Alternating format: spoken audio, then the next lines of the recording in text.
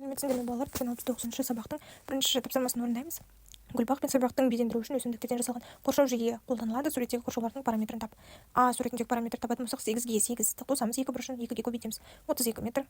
Б параметрін 80-ді 8-ге қосып 2-ге көбейтеміз. 176 метр болады. С фигурасының параметрі 20-ны 10-ға қосамыз, 2-ге көбейтеміз, 60 метр болады. Екінші тапсырма салыстыру. 200-дің 3-ге көбейтіндісі үлкенірек болады 450 мен 50-дің қосындысынан. Екіншісі 676 үлкенірек 600-ден. 750 кіші 800-ден. 700 кіші 804-ден. 100 пен 100 тең. Келесі 80 мен 80 тең. 450 кіші 480-ден. 3 пен 3 тең болады. Және 60 үлкен 21-ден. Үшінші тапсырма. Есептеу.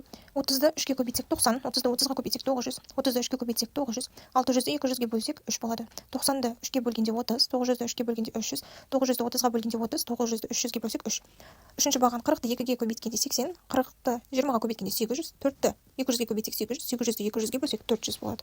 4 болады. Кешірім сұраймын. Төртінші тапсырма. Көбейткіш және көбейтіндінің мәнін табуымыз керек.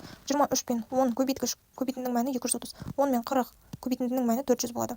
Көбейтіндінің мәні 100, көбейткіш 9, ал көбейткіш екінші ол бізде 100 болады. Төртіншісі 20-ны 30-ға көбейтсек көбейтіндінің мәні 600. Келесі 4 пен 200-ді көбейтсек 700. Одан кейін көбейткіш бізде 31, 31-ді 10-ға көбейткенде 310 көбейтіндінің мәні. 70-ді 10-ға көбейтсек 700 көбейтіндінің мәні. 300-ді бөлеміз 10-ға 30 бізде көбейткіш, 10 көбейткіш көбейтіндінің мәні 300. Келесі А тапсырмасы бөлінгіш 250, 10-ға бөлсек 25 бөліндінің мәні. 600, 30-ға бөлсек 20 бөліндінің мәні. 700-ді 100-ге бөлсек 7 бөліндінің мәні. 210 бөлінгіш, 10 бөлінгіш бөліндінің мәні 21.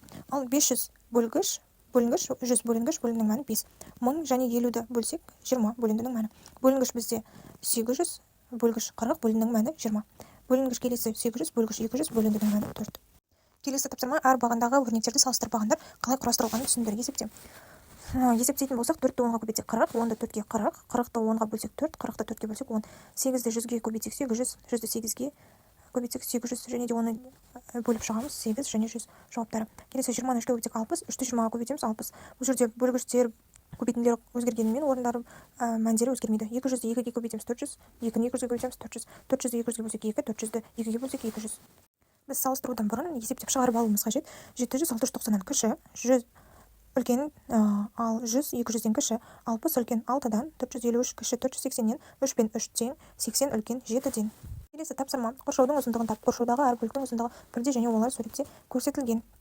Біріншісі 2 метрді көбейтеміз 7-ге, ол 14 метр шығады. Екіншісі бұл жерде 3 метр, 3 метрді біз көбейтеміз 4-ге, 12 метр шығады. Үшіншісі 4 метр, 4 метрді біз көбейтеміз 3-ге, ол бізде 12 метр шығады. А тапсырмасы. Егер әр бөліктің ұзындығын 10 есе арттырса, онда қоршаудың ұзындығы қалай өзгереді? 10 есе арттырсақ, онда біз 2 метр көбейтеміз 10-ға көбейтеміз 7-ге 140 метр. Ал мына жерде 12 метр шыққанды 10-ға көбейтеміз 120 метр. Одан кейін 12 метр шыққанды көбейтеміз 10-ға, ол да 120 метр шығады.